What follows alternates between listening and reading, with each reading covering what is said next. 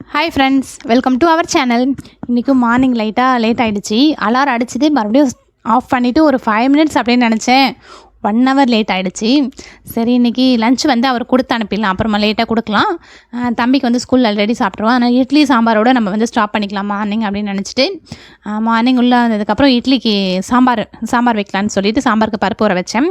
நான் மார்னிங் சாம்பார் வச்சேன், நைட்டுக்குமே அதை தான் யூஸ் பண்ணிக்குவேன். மதியத்துக்கு மட்டும் வேறு எதுனா டிஃப்ரெண்ட்டாக செஞ்சுக்குவேன். இன்றைக்கி பார்த்திங்கன்னா பருப்பு சாம்பார். நான் துவரம் பருப்பு வந்து நான் அந்த கிளாஸில் வந்து 1/2 கிளாஸ் எடுத்துக்குவேன். 2 வேளைக்கு எனக்கு கரெக்டாக இருக்கும். அது 1/2 கிளாஸு. அது கூட மஞ்சள் பொடி போட்டுட்டு கொஞ்சம் ஓரமாக தனியாக ஊற வச்சுட்டேன். சைடு பை சைடு வந்து டீக்கு பண்ணிகிட்ருந்தேன். டீ போட்டு முடிச்சுட்டு சாம்பாருக்கான காயெல்லாம் கட் பண்ணிகிட்ருந்தேன். வெங்காயம், தக்காளி, பூண்டு, கத்திரிக்காய், அதிலே வந்து உப்பு போட்டு கொஞ்சம் நேரம் வச்சுட்டேன். குக்கரில் எல்லாத்தையும் பருப்பு, மஞ்சள் பொடி ஊற வச்சேன்ல, அதுவும் போட்டுட்டு இந்த காயும் உள்ளே போட்டுட்டு கொஞ்சம் புளி, பச்சை மிளகா, கொஞ்சம் கேரட்டு, கொஞ்சம் உருளைக்கிழங்கு போட்டுட்டு எல்லாத்தையும் போட்டு நல்லா ஒரு 5-6 விசில் விட்டு எடுத்துட்டேன். 5-6 விசில் விட்டு எடுத்தால் நல்லா குழஞ்சிரும். நம்ம மற்ற வச்சு கிடஞ்சா கொஞ்சம் அப்படியே இதுவாகிடும். நெக்ஸ்ட்டு பார்த்திங்கன்னா அது வேகிற டைமில் இந்த சைடில் ஃப்ரூட்ஸ் கட் பண்ண ஸ்டார்ட் பண்ணிட்டேன் நான்.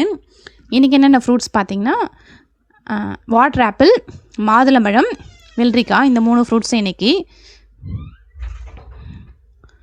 அது கட் பண்ணுற சைடில் வந்து இன்னொரு சைடில் குக்கர் முடிஞ்சதுக்கப்புறம் இட்லி வைக்க ஸ்டார்ட் பண்ணிட்டேன். ரொம்ப பரபரப்பாக தான் போயிட்டு இருந்தது. ஒன்று ஏற்றி இறக்கிட்டே இருந்தேன்.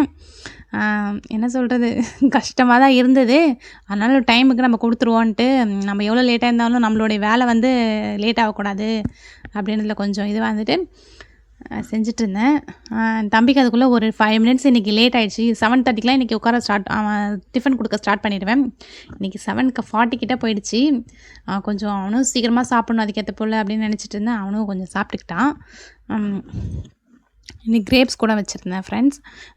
எல்லாமே பார்த்திங்கன்னா நான் கொஞ்சம் கம்மியான குவான்டிட்டி தான், ஒரு 1/4 கிலோ 1/2 கிலோ அப்படி தான் வாங்கிட்டு வரோம். 1 கிலோலாம் வாங்கி வைக்க மாட்டேன். அப்பப்போ ஃப்ரெஷ்ஷாக வாங்கிக்கலாம். மார்க்கெட் கொஞ்சம் கிட்ட தான் இருக்குது நம்மளுக்கு. தேவைக்கு ஏற்ற போல் வாங்கிக்கலான்னு தான் வாங்குவேன். டெய்லி ஃப்ரூட்ஸ் சாப்பிட்றீங்களே, டெய்லி ஃப்ரூட்ஸ் சாப்பிட்டா என்ன, டாக்டர் கொடுக்குற காசுக்கு நம்ம அட்லீஸ்ட் ஒரு 50 ரூபாய்க்கு ஒரு நாளைக்கு ஃப்ரூட்ஸ் சாப்பிட்டா நம்மளுக்கு நிம்மதி இல்லை அப்படின்ட்டு தான் சாப்பிடுவோம். அந்த வெள்ளரிக்காய்லாம் பார்த்திங்கன்னா ஒரு நாளைக்கு 10 ரூபாய்க்கு வாங்கிட்டு வருவேன். மாதுளம்பழம் பார்த்திங்கன்னா ஒரு 30 ரூபா தான் அது. கிரேப்ஸ் பார்த்திங்கன்னா 10 ரூபா தான் அது. அது 1/4 கிலோ 100 கிராம்லாம் வாங்கினீங்கன்னா ஒரு 10 ரூபா தான் உங்களுக்கு போடுறாங்க அந்த ரேட்டு. எல்லா ஃப்ரூட்ஸும் கலந்து வாங்கும்போது அவங்க எதுவும் சொல்ல மாட்டாங்க. அந்த கடைக்காரர் கொஞ்சம் தெரிஞ்ச ஒரு மாதிரி கொஞ்சம் கொஞ்சமாகவே வாங்கிட்டு வருவேன், எதுவும் சொல்ல மாட்டார். அதனால் இந்த சைடில் விசிலும் வந்துடுச்சு நம்மளுக்கு.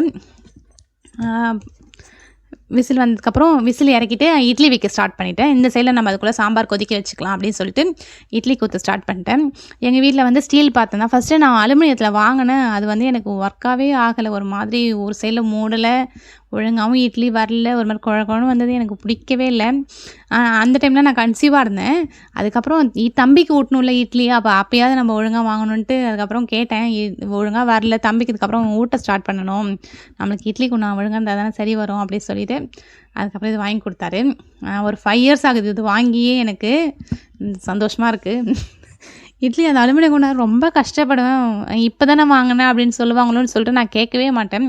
அதுக்கப்புறம் தம்பியோட காரணத்தை வச்சு தான் நான் வேறு சேஞ்சே பண்ணேன். எனக்கு இப்போ இது வந்து எனக்கு கரெக்டாக இருக்குது. ஆனால் என்ன ஒன்றுனா அதுக்கு அடியில் இருக்குல்ல, அந்த ஸ்டாண்டில் தட்டில் இட்லி ஊற்றினா ஒரு மாதிரி குழக்கோன்னு இருக்குது. அதனால் நான் ஊற்றுறதே இல்லை அதில். சும்மாவே எம்டியாகவே இருநீ, அது ஸ்டாண்ட் மட்டுமே இருக்கட்டும்னு சொல்லிட்டு அந்த 3 தட்டில் மட்டும்தான் ஊற்றுவேன். நல்லா தண்ணி கொதிச்சதுக்கப்புறம் நம்ம வந்து ஒரு 10 மினிட்ஸ் கரெக்டாக, எனக்கு இண்டக்ஷன் ஸ்டவ்ன்றதுனால எனக்கு டைம்லாம் பார்க்க தேவையில்ல, அதிலே ஃபிக்ஸ் பண்ணி வச்சுருவேன் டைமை. ஒரு 10 மினிட்ஸ் 15 மினிட்ஸ் அப்படின்னு வச்சுட்டா எனக்கு கரெக்டாக இருக்கும். இட்லிக்கு வந்து 1000 வச்சுட்டு 10 மினிட்ஸ் வச்சா எனக்கு எப்பயுமே கரெக்டாக இருக்குது. அது எனக்கு ரொம்ப இண்டக்ஷன் ஸ்டவ் டைமுக்கு தான் யூஸ் ஆகுது.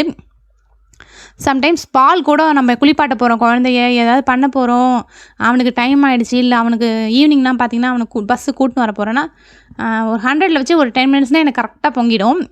அதனால் அது போல் பண்ணிடுறது. எனக்கு டைமர் வந்து ரொம்ப எனக்கு நல்லாயிருக்கு. அடுப்பை விட, கேஸ் ஸ்டவ்வை விட இந்த இண்டக்ஷன் ஸ்டவ் வந்து டைமருக்கு எனக்கு ரொம்ப பிடிக்கும். நெக்ஸ்ட்டு பார்த்திங்கன்னா நான் இது போல் ஒயிட் கிளாத்து டவல் போல் வச்சுருப்பேன் நிறைய. அது வந்து சின்னதாக கட் பண்ணி எனக்கு சைஸ்க்கு ஏற்ற போல் வச்சுருப்பேன். கொத்தமல்லி கருவேப்பிலெல்லாம் ஃப்ரிட்ஜ் இல்லாததுனால இது போல் நான் தண்ணி தெளித்து நல்லா க்ளோஸ் பண்ணி வச்சுட்டா எனக்கு ஒரு 2-3 நாளைக்கு கொஞ்சம் நல்லாயிருக்கும். சம்டைம்ஸ் காஞ்ச மாதிரி இருக்கும். குழம்புலலாம் போட்டிங்கன்னா உங்களுக்கு அந்த சூட்டில் வந்து மறுபடியும் அந்த பச்சையாக மாறிடும். வேறு எதுக்காவது நீங்கள் ப்ளெயினாக போடணும், சூடு பண்ண மாட்டிங்கன்னா அப்போ போட்டால் உங்களுக்கு நல்லா இருக்காது. ஆனால் நீங்கள் கொதிக்க வைக்கிறதுல சாம்பாரில் போடணும், ரசத்தில் போடணுன்னா உங்களுக்கு வந்து அப்போ வந்து மறுபடியும் பச்சையாகவே மாறிடும் உங்களுக்கு. அப்போ வந்து உங்களுக்கு எதுவும் தெரிஞ்சுக்காது. நான் இது போல் தான் பண்ணிகிட்ருக்கேன். ஃப்ரிட்ஜ் இல்லாதனாலும் கொஞ்சம் மாவுலாம் பார்த்திங்கன்னா நான் 1 டேக்கு தான் அரைப்பேன் கரெக்டாக. மார்னிங் இட்லி, நைட்டுக்கு தோசை. அன்றைக்கி கண்டிப்பாக எந்த பிளானுமே இல்லாத போல் நான் பார்த்துப்பேன். எங்கன்னா வெளியே ஃபங்க்ஷனுக்கு போகணும், ஏன்னா ஊருக்கு போகணுன்னா அதுக்கு ஏற்ற போல் இல்லாத போல் பார்த்துப்பேன். லஞ்சுமே வந்து ரொம்ப பெருசாக செய்ய மாட்டேன். ஒரு வெரைட்டி ரைஸ் கண்டிப்பாக ஒரு வெரைட்டி ரைஸோடு முடிச்சிடுவேன். அது போல் தான் பண்ணுவேன். ஏன்னா மறுபடியும் நைட்டுக்கு மாவு இருக்கும். சாப்பாடு மிந்துச்சுன்னா நம்மளால் மறுபடியும் மாவை இருக்கிறதா சாப்பாடு யூஸ் பண்ணுறதா ஏதாவது ஒன்று வேஸ்ட்டாக போகும். கொஞ்சமாக மாவு எனக்கு லைட்டாக மீந்துருச்சுன்னா மறுநாள் காலைல வந்து அதில் கோதுமை மாவு, ரவை, கொஞ்சம் அரிசி மாவு எல்லாம் கலந்துட்டு தோசை போட்டுக்குவேன். கோதுமை மாவு தோசை அது போல் போட்டுக்குவேன். கொஞ்சம் தாளித்து விட்டு சீரகம், கருவேப்பிலெல்லாம் தாளித்து கொட்டிட்டு கோதுமை மாவு தோசை கொஞ்சம் சட்னி வச்சுக்குவேன். இது இல்லைனாலுமே அரைச்ச உடனே கீழே வந்து ஒரு தட்டில் தண்ணி வச்சுட்டு அது மேலே மாவு வச்சுட்டா கொஞ்சம் ஓரளவுக்கு இருக்கும் உங்களுக்கு. ரொம்ப சம்மர்லலாம் எனக்கு தாங்கவே இல்லை. நைட்டுக்கே வந்து ரொம்ப புளிச்சிடுது. நல்லலாம் நான் கொஞ்ச நாள் அரைக்காமவே இருந்தேன். ரொம்ப அரைக்கலான்னு எனக்கு எங்கள் வீட்டில் வந்து ரொம்ப இட்லி தோசை தான் வேணும், எப்பயுமே இருக்கணும் அப்படின்னு ஒரு கண்டிஷனே எங்கள் வீட்டில் இல்லை. எது கொடுத்தாலும் ஓரளவுக்கு சாப்பிட்டுப்பாங்க. அதனால் எனக்கு கொஞ்சம் நல்லா இருந்திருக்கும். நான் மேக்ஸிமமே வீட்டில் மாவுன்னு அரைக்கிறதே வந்து வீக்லி ஒன்ஸ் அது போல் தான் நான் அரைப்பேன்.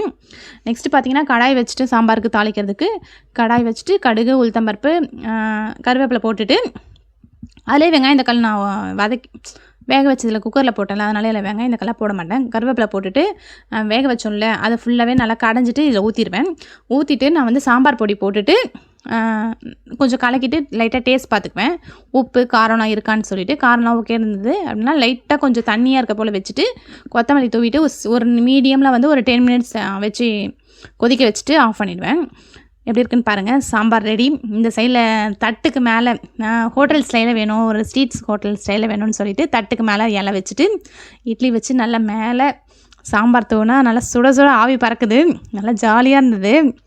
சூப்பராக சாப்பிட்டேன். சாப்பிட்டு முடிச்சுட்டு சாமி கும்பிடலான்னு சொல்லிவிட்டு பூஜை சாமான்லாம் தேடிச்சிட்டு அதுக்கான சாமியோட வேலையை ஸ்டார்ட் பண்ணிட்டேன். எனக்கு சாமி கும்பிட்றது ரொம்ப பிடிக்கும்.